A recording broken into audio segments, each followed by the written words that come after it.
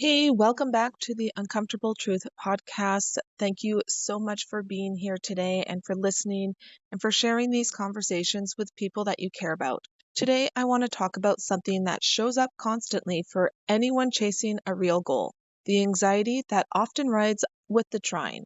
Now, if you've ever felt anxious energy creep in right as you get close to something that mattered, like a launch, a pitch, a hard conversation, a new habit, this episode is for you. So, why anxiety and ambition often show up together. Pursuing any real goals puts you in unfamiliar territory. And unfamiliar territory means your nervous system doesn't have a map for it yet. So, it's not surprising that ambition and anxiety often show up in the same room. The stretch that growth requires and the alarm that unfamiliarity triggers are closely related. That means anxiety shows up while you're building something new isn't a sign you're on the wrong path. Often it's a sign that you're doing something that actually matters to you. Now, I've been digging into the work of Dr. Russ Kennedy, a physician with a background in neuroscience who's written extensively on anxiety, and his framework has real relevance here. So, what's happening in your body when you stall out? So, there's a structure in the brain called the amygdala, often nicknamed the alarm center. When it picks up on something that feels like a threat, such as including things like visibility, risk, judgment, or the possibility of failure, which comes standard with any meaningful goal, it sends signals through your body. Your heart rate goes up, your breathing becomes shallower, there's might be a knot in your stomach. That's your body's alert system doing what it's built to do. Then your thinking mind tries to explain the sensation, generating reasons like maybe this isn't the right time, or maybe I need more research first, or maybe I should wait until I feel more confident. Each thought adds a little more alarm, which invites more thoughts. And this is often exactly the moment procrastination or self doubt creeps in, not because you lack discipline, but because your nervous system read something as risk and is trying to protect you. Here's the reframe worth sitting with. The resistance you feel before a big step forward often doesn't start with a flawed thought. It starts with a physical signal, and the doubt shows up afterward, trying to explain the feeling. That's not evidence you're not cut out for this. It's your nervous system doing its job a little too enthusiastically. It shows up different for everyone, so there is no single right way this presents. For some people pursuing a big goal, it looks like racing thoughts and over preparing. For others, it's irritability when a deadline looms, and for others, it's avoidance. The inbox suddenly needs organizing, or anything but the task that actually matters. None of these are character flaws. They're your nervous system's fight, flight, or freeze response, dressed up in the clothes of everyday life. Getting curious about your own pattern without judgment is often the first useful step. Often, this kind of alarm traces back to early experiences of feeling judged or not quite enough, long before you ever set a goal. That doesn't mean anything is wrong with you now. It means a part of you learned, early and reasonably, to be cautious about exactly the kind of exposure that pursuing goals requires. Understanding that isn't about blame, it's about compassion. And compassion tends to be what actually lets resistance loosen its grip. Now, a practice for turning toward the alarm. So, here's a practical way to work with this the next time you feel resistance before a step toward your goal. Anxious energy, a knot in your stomach, the urge to do anything but the thing. First, turn towards the feeling. Get curious about where you feel it in your body. Place a hand over that spot, breathe into it slowly, and offer yourself something like, I hear you. I'm safe taking this step. This isn't about pushing through or shaming yourself. It's about giving the alarm the attention it's actually asking for, the way you would instinctively comfort anyone else who came to you distressed. Then count yourself into motion. 5, 4, 3, 2, 1. And move. Send the email. Make the call. Open the laptop. You're not waiting for the anxiety to fully clear first. You're acting alongside it because that's the actual skill. Moving forward with the discomfort, not after it's gone. A quick breathing tool that pairs well with this, especially right before a moment that matters, like a pitch, a hard ask, a first day, 3 quick inhales through the nose, a brief hold for about 3 to 5 seconds, then a long, slow exhale through slightly parted teeth, being like a tire gently releasing air. The extended cycle signals safety to your nervous system fast, and it gives your mind something to hold onto besides the spiral of what ifs. So for the next week, try this combination anytime you notice resistance before a step towards something that matters to you. Step 1, pause and locate where you feel it in your body. Step 2, place a hand there and take a few slow breaths with a long exhale. Step 3, silently offer yourself reassurance. I'm safe taking this step. Now step 4, count backwards. 5, 4, 3, 2, 1, and move. Even a small version of the step counts. You're not aiming to eliminate the anxiety before you start. You're practicing the actual skill, taking action alongside whatever you're feeling and trusting that the feeling will follow or at least soften once you're moving. So there are 2 ways to handle the alarm and why the deeper one serves your goals better. So there's a difference between coping with anxiety and building a genuinely different relationship with it. And I think the distinction matters a lot for anyone in the middle of pursuing something big. Coping tools are the ones most of us learn first. Reframe the thought, talk yourself down, remind yourself the fear is exaggerated. These tools are real and worth keeping. They help you get through the moment in front of you, like the pitch, the deadline, the hard conversation. But there's a deeper layer of work available too, and it's less about managing the thought and more about tending to the alarm underneath it. Picture a small boat taking on water. You can keep bailing, and that's useful. It keeps you afloat. Or you can also patch the hole, causing the leak. Both matter, neither replaces the other. For someone chasing a goal, the distinction shows up practically. Coping might get you through today's anxious moment, but if the same alarm keeps sounding every time you get near your goal, the same hesitation before every pitch, the same stall before every hard conversation, that's often a sign the deeper layer is asking for attention. And the good news is, you don't need to have all of that figured out to keep moving forward.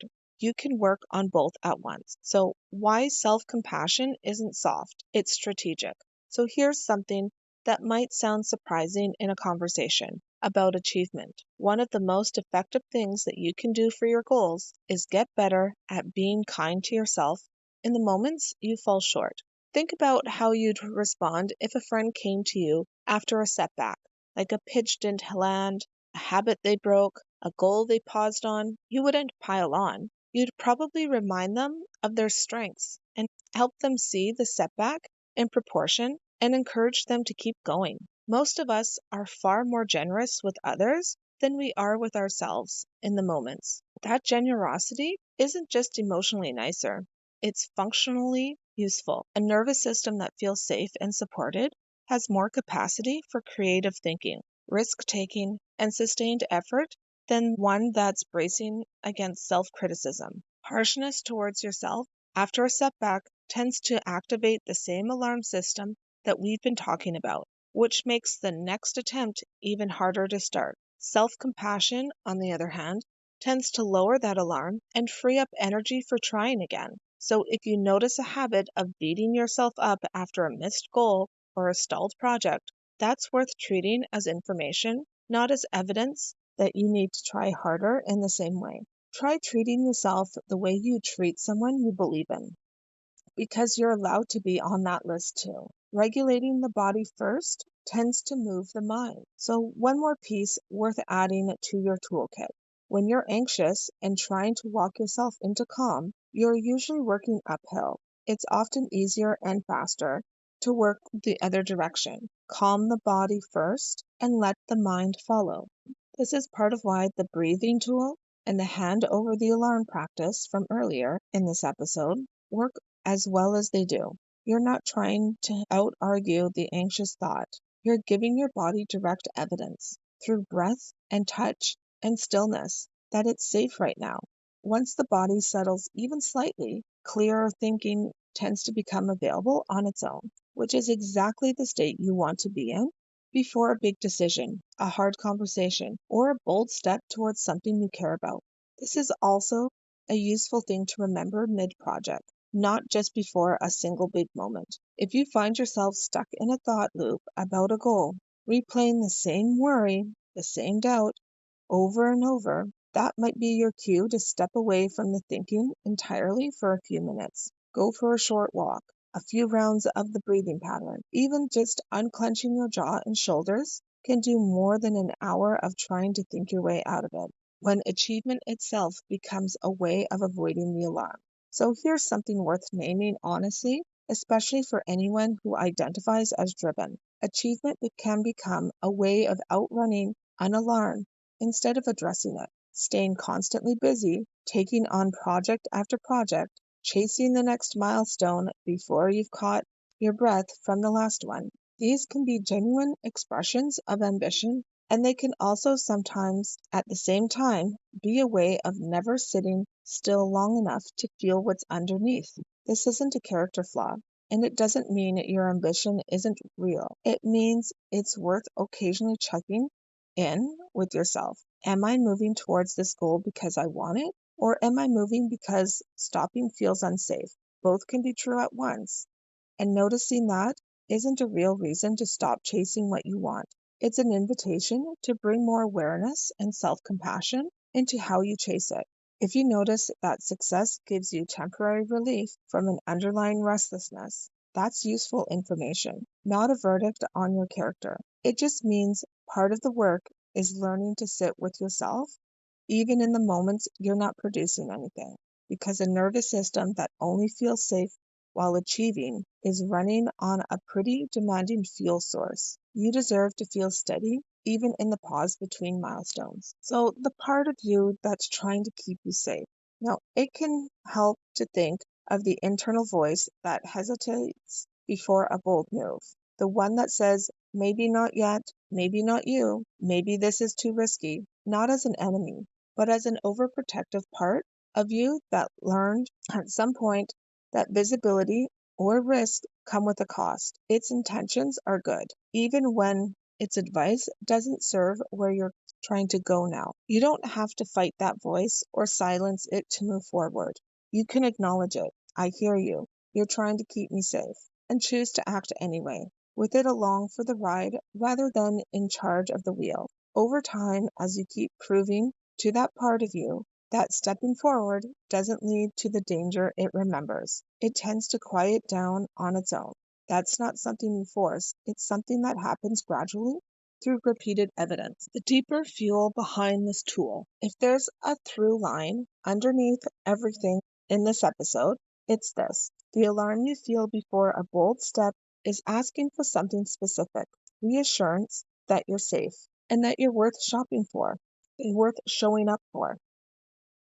It's worth pointing out how counterintuitive this is. When you're anxious or stuck, the instinct is rarely to be gentle with yourself. It's to push harder, criticize yourself into motion, or numb the discomfort with distraction, but responding to yourself with steadiness and warmth, especially in the exact moment you feel like you're falling short, tends to be what actually restores your capacity to keep going. Treating yourself as someone worth reassuring isn't indulgent. It's often the missing ingredient that makes the next step possible. You don't need to have this fully figured out to use it. Next time you catch yourself hesitating, criticizing, or stalling in front of something that matters to you, try offering yourself the same steadiness you'd offer someone you love. I see you. This is hard. You're safe to try anyway. Then take the step. 5 seconds at a time, giving it a name you can actually work with. Language matters more than we usually give it credit for. If the word anxiety feels vague or overwhelming, try swapping it for something more concrete. An alarm, a signal, something your body is doing on purpose, not a flaw you're stuck with. That small shift in language from a diffuse feeling to a specific physical signal tends to make the whole experience easier to work with, because you can locate a signal in a way you can't quite locate a mood. Now here's a way to practice noticing that signal, borrowed from something surprisingly simple. Think about what it's like to describe biting into an apple. Most of us can rattle off words fast: sweet, crunchy, tart. But if someone asks how it actually feels in your body to bite into it, that's a different kind of attention, one most of us haven't practiced much. We are a lot more fluent in describing things than in feeling them. Bringing that same fluency to your body, noticing tightness, warmth, pressure, a flutter, is a skill like any other. It gets easier with repetition, and it's especially useful the next time you feel resistance rising before a big step towards a goal. Instead of immediately narrowing why you feel off, just notice where. Your pattern is valid, whatever it looks like. It's worth saying plainly, there's no single correct way alarm shows up in a driven, goal-oriented person. Some people get hyper-focused and controlling under pressure, triple checking everything, unable to delegate, running every scenario. Others get short-tempered or reactive when a deadline closes in, snapping at a teammate, feeling irritation flare over something small. Others go quiet and still, pulling back from the group project, going unusually silent in the meeting where they had something to say. None of these are wrong, and none of them mean you're bad at handling pressure. They're just your nervous system's version of fight, flight, or freeze showing up in the particular shape it learned works for you. The useful move isn't judging which pattern you have. It's getting familiar enough with your own to recognize it early, before it's steering the whole day. You learn this by doing it, not by studying it. Now, here's an honest analogy. Imagine having 50 books on how to ride a motorcycle, parked in your driveway, and reading every single one before you'll let yourself sit on the seat. At some point, the reading has to stop and the writing has to start, including the wobble, including maybe the tipping over. That's not a failure of preparation. That's how the skill actually gets built. The same is true here. You can understand everything in this episode intellectually and still feel resistance the next time you're in front of a hard step. That's expected. The tools, the breath, the hand on the alarm, the counting only do their work when you actually use them in the moment, not when you've simply learned about them. Give yourself full credit for practicing, even imperfectly, rather than waiting to feel like an expert first, and a gentle caution about overthinking your way through it. Your mind will often try to convince you that one more round of analysis will finally resolve the discomfort. It rarely does. More thinking about a feeling tends to generate more thinking, not less feeling. And when you notice yourself circling the same worry again and again, that's usually the cue to come back to the body instead of reaching for one more explanation. So the question worth asking yourself, if you only take one phrase from this whole episode, let it be this one. Am I safe in this moment? Not, will everything work out? And not, is this goal guaranteed? Just, right now, in this exact moment, am I safe? Say it while your hand rests over where you feel the alarm. For most people, the honest answer in the present moment is yes, even when the bigger picture feels uncertain. That question, asked sincerely, tends to give the nervous system real information it can actually use, instead of the vague reassurance of just relax, which rarely lands. So here's the heart of it. Anxiety showing up while you chase a goal isn't proof you're on the wrong path. It's information, a signal your body generates as you stretch towards something new. You don't have to wait for it to disappear before you move. You get to move alongside it, 5 seconds at a time, with compassion for whatever shows up along the way. You already have real capacity for self-awareness, resilience, and follow-through. This is just one more tool for putting that capacity to work, especially in the moments when what's ahead of you actually matters. So thank you for spending this time with me today. If this was helpful, share it with someone chasing a big goal of their own. And a gentle note, this episode is meant to be educational, not a replacement for individualized support. If anxiety is significantly affecting your daily life, a therapist or a doctor can offer guidance tailored to you. Don't forget to hit the like and subscribe and follow for more, and I'll see you in the next episode.